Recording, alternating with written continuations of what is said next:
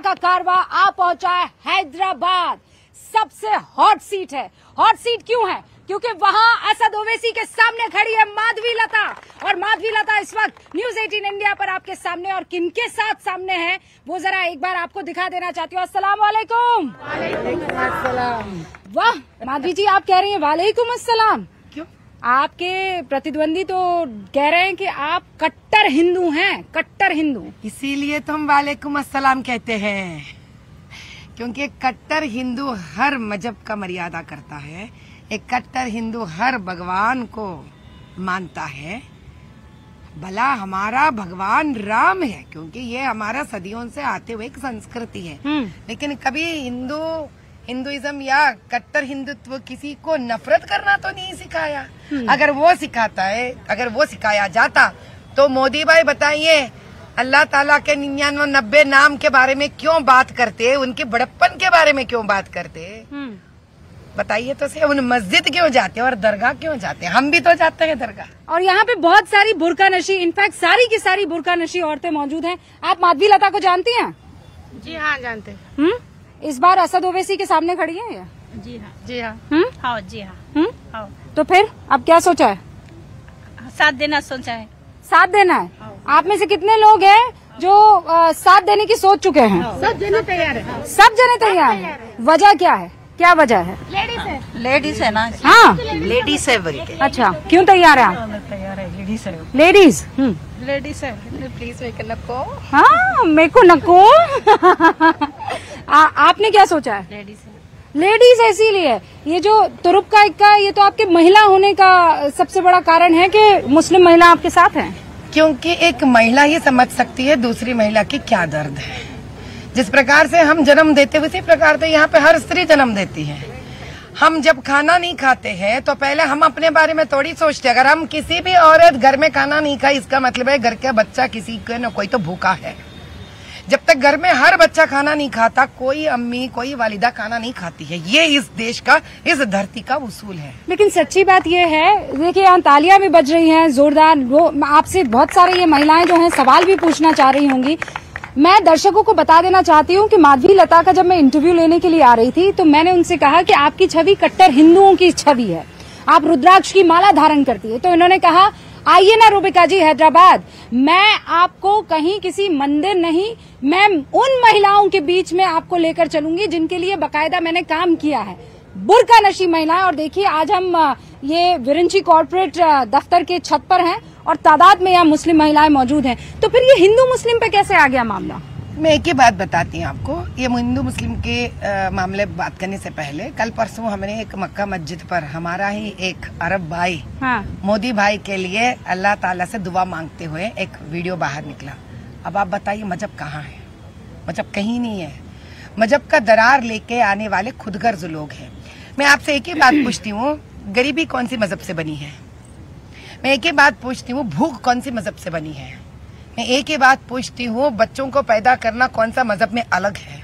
मैं एक ही बात पूछती हूँ, मार खाना या नहीं तो लंगड़े हो जाना या नहीं तो कोई बीमार आना कौन सा मजहब लेकर आता है? इंसान, मजहब इंसान को एक इंसान बनाती है, एक व्यक्तित्व बनाती है, चारों लोगों को प्यार करना सिखाती है। ये अपनी निजी मामला है। जब आप दिल्ली से बाहर निकलते हो, एक संसद में लोगों से चुने हुए व्यक्ति को मजहब का नाम से, जात पात के नाम से नहीं, गरीब इंसान और इंसानियत के नाम पर काम करना चाहिए। आप ये कहते हैं आपकी ताकत है कि आपने गरीबों के लिए काम किया है, लेकिन यहाँ बहुत सारे लोग मौजूद है। कोई सवाल जो आपके मन में है? कोई सवाल? नहीं, मेरे मन में कोई ऐसा सवाल जो माधवी जी को लेकर या मोदी सरकार को लेकर आपके मन में है? नहीं, ऐसा कुछ भी नहीं है। हाँ, अच्छा, आपको लगता है कि बीजेपी जो है वो काम कर रही है मुसलमानों के लिए? हाँ, कर रहे ना मैम। कैसे काम कर रही है? गरीबों को बोल रहे ना, अकाउंट में पैसे डाल तुम बोल रहे हैं, हर चीज का हेल्प कर तुम बोल रहे हैं, माजरों को बोल रहे हैं, हर चीज मदद कर तुम बोल रहे हैं ना। हाँ, आपको लगता है ऐसा? कुछ भी नहीं। नहीं लगता। कुछ भी नहीं। आपका मुद्दा क्या रहेगा? माधवी लता के साथ में नहीं, साथ है, लेकिन कोई मुद्दा तो होगा ना। पता लगा माधवी जी ने जबरदस्ती आपको यहाँ बुलाकर और बिठा दिया। नहीं, ऐसा कुछ भी नहीं है। हम खुद से आए। हाँ, नहीं, हम लोग खुद हमारी खुशी से है। क्या पता माधवी जी चाहती हूँ कि सब जगह ये पता लगे कि नहीं ये तो सबके साथ हैं और आपको लेकर आ गई हो जबरदस्ती। ऐसा कोई ऐसा है? नहीं। हाँ, ऐसा नहीं है? अच्छा, हैदराबाद कैसा है? अच्छा शहर है। यहाँ की दिक्कत कुछ है कि नहीं है? बहुत ज्यादा है। हाँ, अरे एक ने कहा नहीं है, एक ने कहा दिक्कत। बहुत ज्यादा है दिक्कत। यहाँ के घर के रेंट ज्यादा है, यहाँ के कॉलेज की फीस भर नहीं सकते, यहाँ पे नौकरियाँ सही नहीं मिलते, यहाँ पे लेडीज को बहुत ज्यादा ये है। कारोबार नहीं है, लेडीज के अब तक कोई कारोबार नहीं है मैम। कारोबार नहीं है, हेल्प की जरूरत है बस, और कुछ हेल्प की जरूरत है। असद ओवैसी, उनका परिवार पिछले 40 सालों से यहाँ पर है। मुसलमानों के लिए क्या खास उन्होंने किया, आपको कुछ ऐसा लगा? सब जने अच्छा करते हैं। कुछ बढ़िया काम अगर आपको याद आ रहा हो तो? नहीं। अच्छा, आप क्या करती हैं? घर पे रहती हैं। और कितने साल की हैं आप? होंगे 45 साल की होंगी आप। हाँ, तो आपका सबसे बड़ा मुद्दा क्या है? महंगाई है, बेरोजगारी है, कचरा है, बीमारी है, क्या है? बहुत परेशानियां रहते घर में, क्या करते आदमी आगे चला होते, उसमें गुजारा कर लेना रहता, बहुत परेशानी से गुजरते, घर का किराया नहीं निकलता। इस बार जो चुनाव है वो असद ओवैसी और माधवी लता के बीच में है। हाँ, आपको कितना इंटरेस्टिंग लग रहा है चुनाव? नको मत बोलना, बस ये बता देना कितना इंटरेस्टिंग लग रहा है चुनाव। बहुत जबरदस्त। हाँ, बहुत जबरदस्त। और जबरदस्त क्यों? इन्होंने बहुत अच्छा बयान करे, मतलब गरीबों की मदद करते बोल रही है, सब कुछ। हाँ, तो इसीलिए आप आए हैं? जी हाँ। अच्छा, लेकिन माधवी जी, आपके लिए कहा गया कि आप जब रैली कर रही थी तो आपने ऐसे धनुष किया, हाँ, और उसमें फिर एक कैमरा जो है वो जूम होकर मस्जिद की तरफ जाता है। कहा गया कि आपने पूरा कम्युनल बना दिया इस इलेक्शन को। अभी देखिए, सबसे पहली बात तो हम ये कहना चाह रहे हैं, रमजान के वक्त जो हजरत अली साहब का जुलूस निकला, हम उस जुलूस में भी गए थे, चार मीनार में मदीना के पास, और सबको हम खाना भी बांटे और हजरत अली साहब को माला भी पहना है, जो घोड़े के ऊपर उनके रिवाज से आता है, तो हमने उसको माला भी पहना है। और उस दिन हम दुआ भी मांगे हैं कि हजरत अली साहब, आपसे इतने ज्यादा परिचय तो नहीं है मुझे, लेकिन आज जिस धुन से और जिस शिकत से ये लोग, जिस क्या बोलते ना, एक डिवोशन के साथ, अकीदत, हाँ, जो भक्ति के साथ ये लोग आपको मान रहे, आप ऐसी हमको दुआ दे दे कि अब की बार सच्चाई के साथ ठहरे लोग और न्याय के साथ ठहरे। हम ऐसी प्रार्थना करें। अगर आप वो वीडियो देख लीजिए तो हम एक 15-20 सेकंड के लिए ऐसे थे उनके सामने, और वही हम लोग अपने श्री राम नवमी के दिन उसी जोश से एक धनुष को ऐसा पकड़े। हाँ। अभी आप ऐसे ऊपर उठाए, अगर आप अपनी कैमरे में आज देख लें कि कोई धनुष ऐसा निकाल रहे, तो दायां तो ऐसे डालेंगे, बायां से तो धनुष नहीं डालेंगे, मैं तो लेफ्टी नहीं हूँ। जब आप ऐसा निकाल रहे और ऐसा कर रहे, ये था मेरा पोस्चर। अब आप बताइए तीर कहाँ जा रहे? हवा में ऊपर। अभी मस्जिद कहाँ से है वहाँ पर? फर्स्ट पॉइंट, ये तीर मारने के बाद हम ऐसा पलटे हम, तो वहाँ पे पुराना एक बिल्डिंग था। नाउ जब हम ऐसा मारे तीर, फोटो वाला क्या करे, कैमरा ऐसा पलटा के वहां दिखाया। अब एग्जैक्टली वो ड्रोन के पास था मस्जिद। अब ये मस्जिद कहां से आ गया? ये लोग बहुत इनोसेंट लोग हैं, इनके पास पढ़ाई नहीं रहती है, इनको एक प्रकार का ऐसे क्या बोलते हैं ना, इनसिक्योरिटी में लगा दिया गया है। यानी इनको डर, एक डर में कई सालों से इनको मजहब के डर में ऐसा बंदी करके रख दिए, ये कह करके कोई और आएंगे तो आपको मजहब से बाहर कर देंगे, देश से बाहर कर देंगे। तो आप ये कह रहे हैं कि आपने वो धनुष और तीर जो है वो मस्जिद की तरफ नहीं, आकाश के ओर पे डाले थे हम लोग। अब देखिए एंगल देखिए आप, हाँ, ये कहाँ जा रहा है? ऐसी तो थी मैं फोटो में। लेकिन असद ओवैसी कह रहे हैं कि यहाँ पर पूरा का पूरा मामला जो है आपने असल मुद्दों से भटका दिया है, बेरोजगारी से भटका दिया है, महंगाई से भटका दिया है।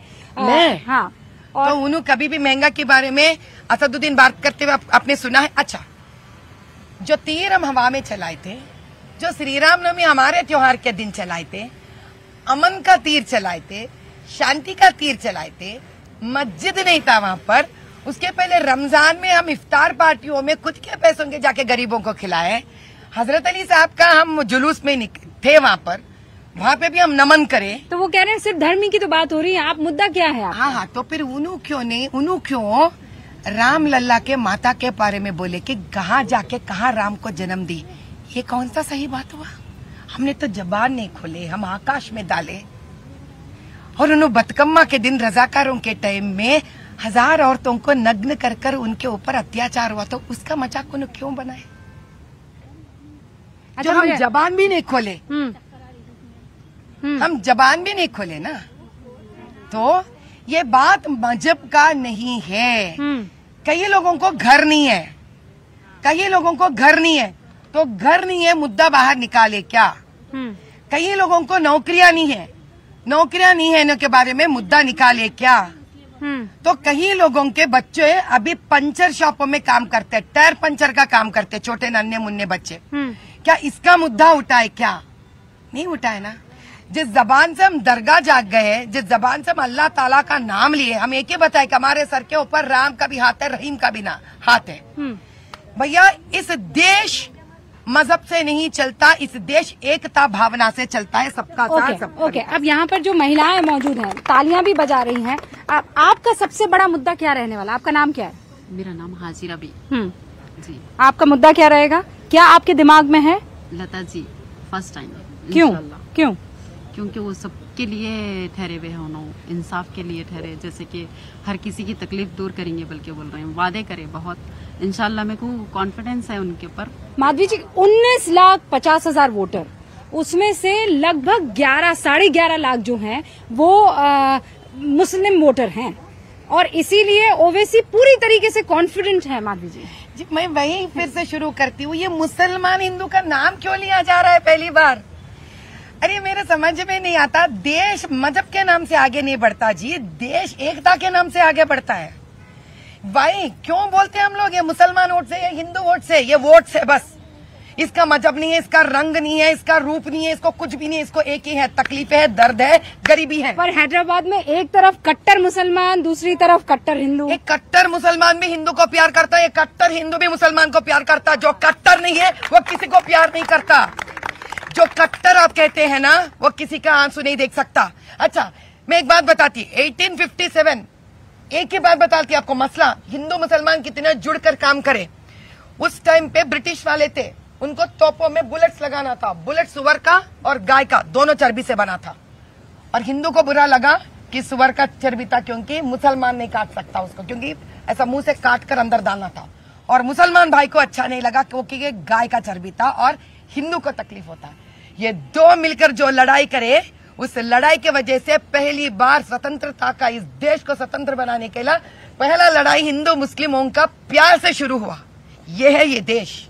तो यहाँ पर आपको लगता है ये मुद्दा रहेगा ही नहीं? नहीं रहेगा भाई। तो जो माता या गरीबी से पेट जिनका जल रहा है, जिनके बच्चे दलदल में है, उनको क्या लेना देना मजहब से? घर में नमाज कर लेते हैं, मस्जिद जाते हैं, दरगाह जाते हैं, फिर आते बच्चे का पेट देखते हैं लोग।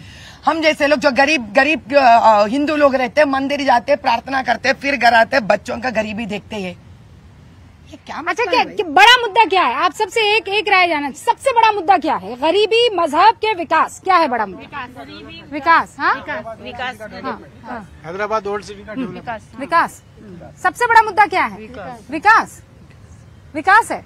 मजहब कोई ऐसा जो कहता है मजहब एक ही है, सब हिंदू मुसलमान सब एक ही है, तो खाली इस्तेमाल कर रहे हैं। मुस्लिम एक ही मजहब, बस गरीबी है, वो अच्छा करना है, जो करे उनके साइड। आपको क्या लगता है? कितने साल की हो आप? 25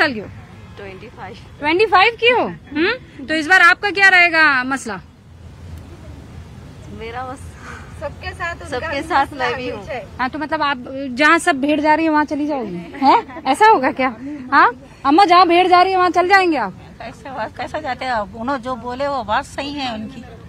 अब तक आप किसको वोट करती आई हैं? असद ओवैसी कैसे नेता लगता है? अब सब कुछ करे, अभी तक कांग्रेस को करे, TRS को करे, जिसको बोले उसको करे। हाँ। फिर अब आपका दिल क्या करता है? अब देंगे इनको, वोट देंगे, ऐसा सोच रहे हैं आप? अच्छा, इतनी गर्मी में आप यहाँ पर बैठी हैं, इतने लोगों से यहाँ पर बातचीत हुई है, बहुत बहुत शुक्रिया आप सभी का।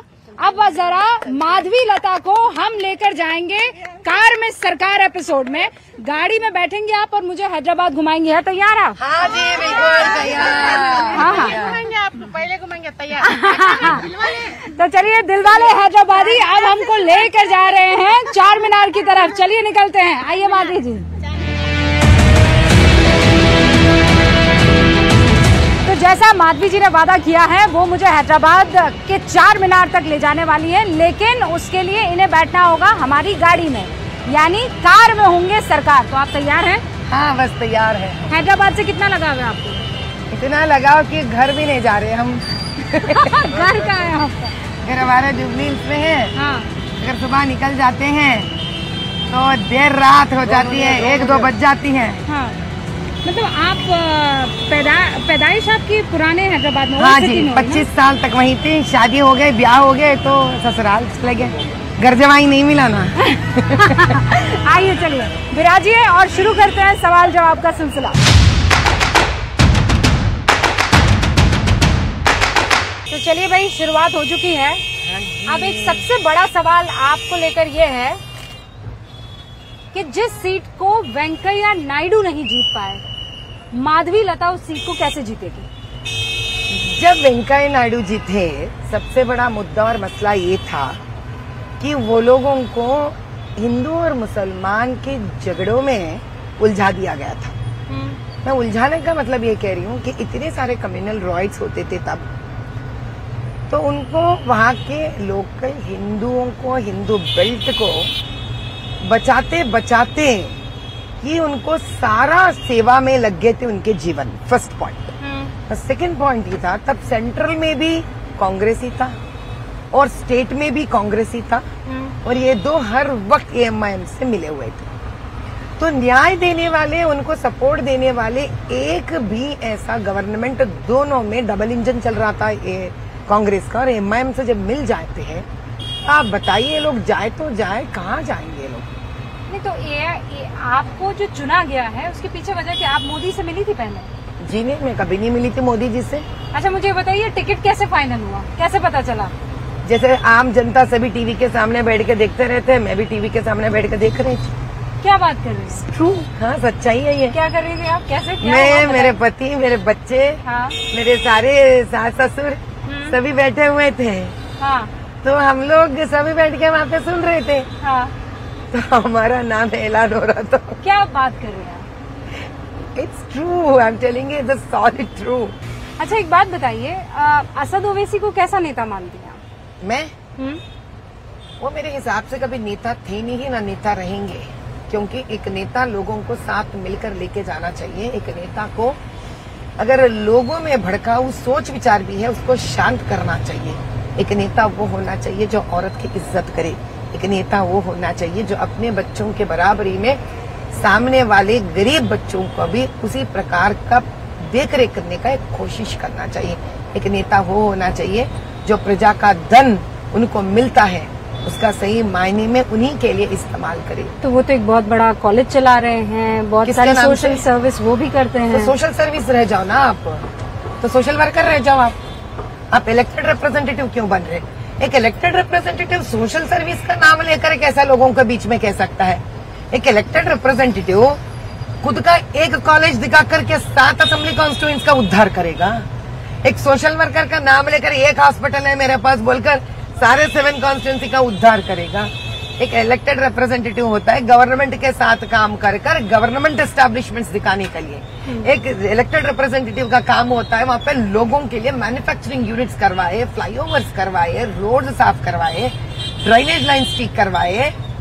ये नहीं करते हुए मैंने हॉस्पिटल स्टार्ट किया, मैंने कॉलेज स्टार्ट किया, तो जब ये मैं क्यों आ रहा है यहाँ पर? तो ये ओल्ड हैदराबाद का इलाका इस वक्त आप देख रहे हैं, और माधवी जी आप ही बताएंगे हम कहाँ पर हैं और क्या अभी देख सकते हैं? ये मदीना है। जैसे हम मदीना को क्रॉस करते जाएंगे, हाँ। आप देखेंगे हमारा प्यारा शहर, जहाँ पे हमारे मुसलमान भाई भी हैं, और बहुत ही पुराना शहर है यहाँ पर। ये आप लखनवी के जो चप्पल देख रहे हैं, जूते देख रहे हैं, हाँ। यहाँ पे ये कई सालों से है, और आप शायद परेशान भी हो जाएंगे और एक सच्चाई ऐसे बताएंगे, हमारा शादी का जो चप्पल का जोड़ा यहीं से आया है। अच्छा। हाँ, मैं दाएं तरफ का शॉप से खरीदी थी मैं। तो आप यहीं पर पली बड़ी हैं? हाँ जी, हाँ जी, याकुतपुरा संतोष नगर कॉलोनी 25 साल में यहीं रह चुकी हूँ। और जैसे हम ये मदीना, हाँ, ये देखिए मदीना होटल जो देख रहे हैं ना आप, हाँ हाँ हाँ, तो इसको क्रॉस कर कर हम जब जाएंगे तो वहाँ से आपको चार मीनार शुरू हो जाएगा। अच्छा, तो अगर आप चुनाव जीत जाती हैं, हाँ जी, तो फिर आगे का प्लान क्या रहेगा? आगे का प्लान ये है तो पहले हमारे सारे औरतों के लिए, हाँ, गरीब और पसमंदे औरतें मेरा मुद्दा सबसे बड़े दिमाग में है। हाँ, जो पढ़े लिखे हैं उनके लिए नौकरी दिलवाना, जो पसमंदे हैं उनके लिए मैन्युफैक्चरिंग यूनिट्स लगाना। पहले हमको रोजी रोटी का इंतजाम करना पड़ेगा। तो रोजी रोटी कहाँ से आएगा? जब तक स्वावलंबन भारत नहीं आएगा रोजी रोटी का मसला खत्म नहीं हो जाएगा यहाँ पर।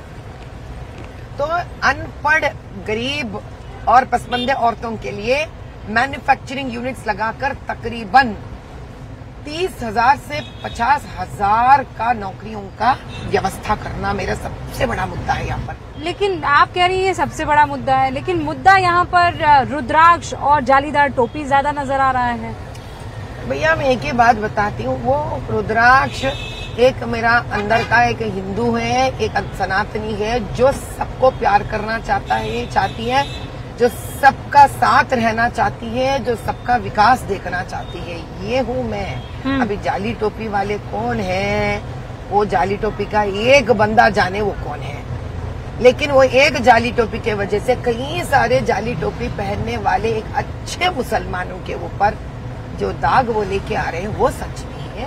वो तो ये हटाना चाहती वो तो ये कहते हैं कि मोदी सरकार मुसलमानों को दोहम दर्जे का सिटीजन मानती है और मुसलमानों को दबा कर रखना चाहती है, मुसलमानों को यहाँ से बाहर फेंक देना चाहती है। ये उनका कहना है और ये उनका जो कहना है वो गलत बात है।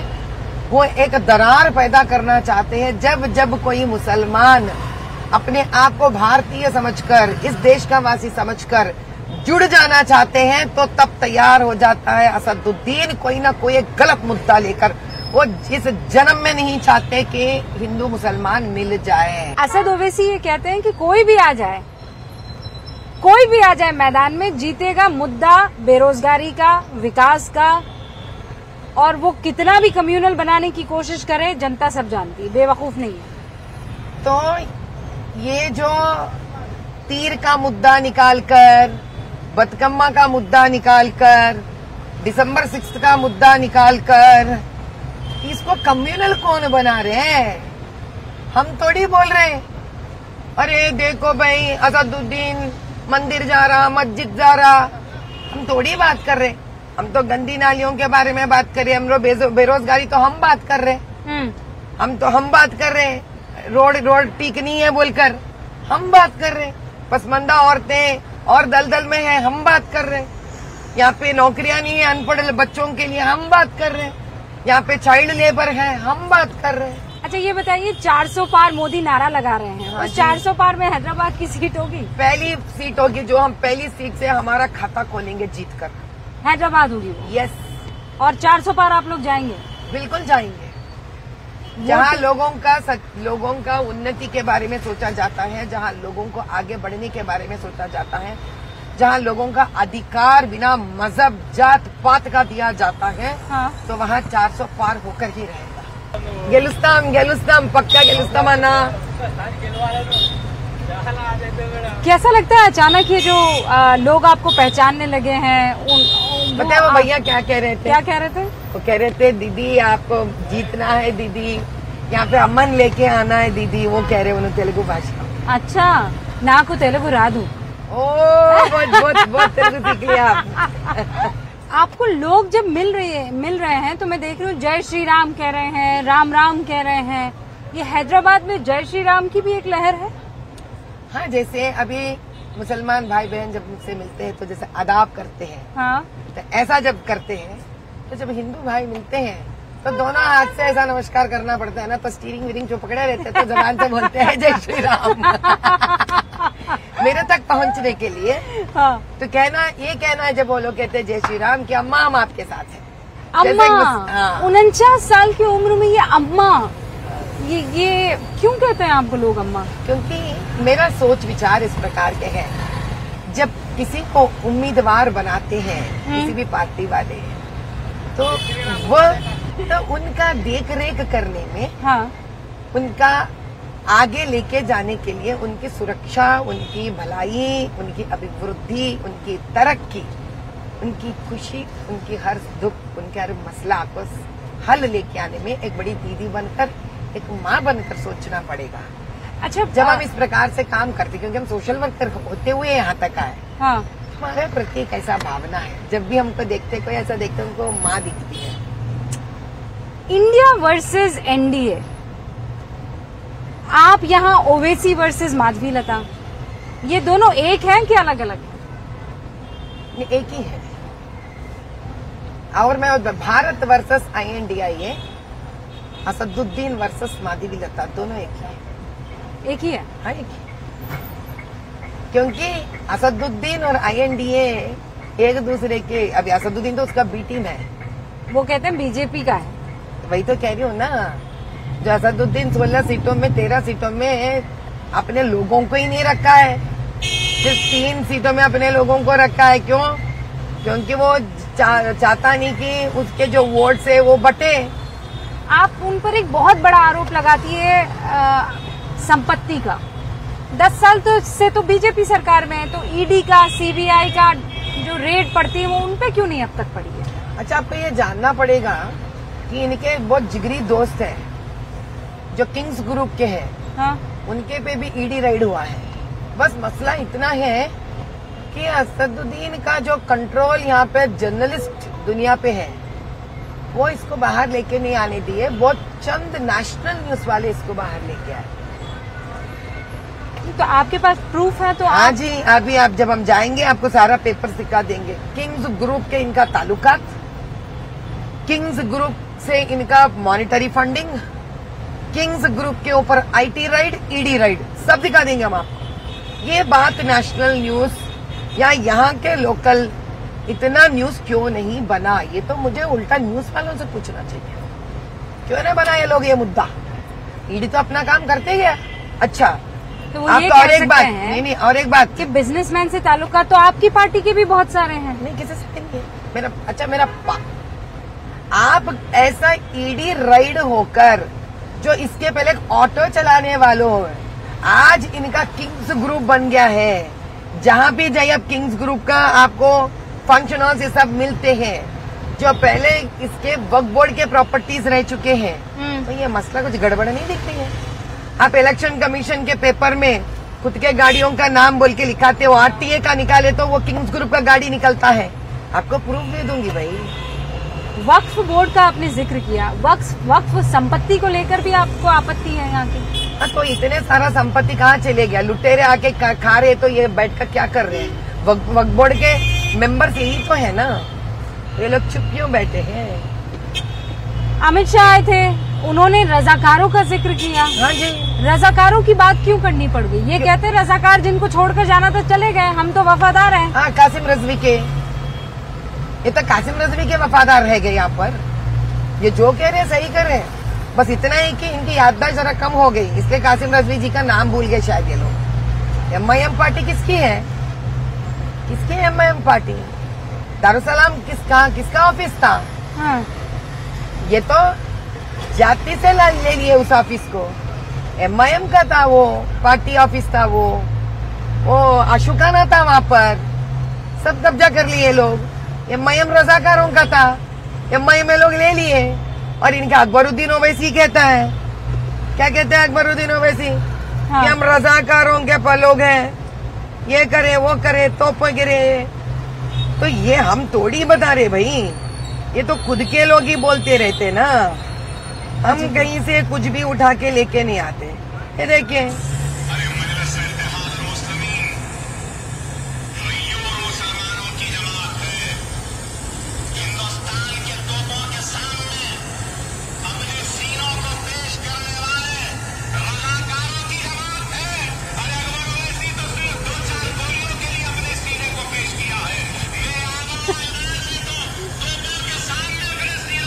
ये मेरा आवाज तो नहीं है।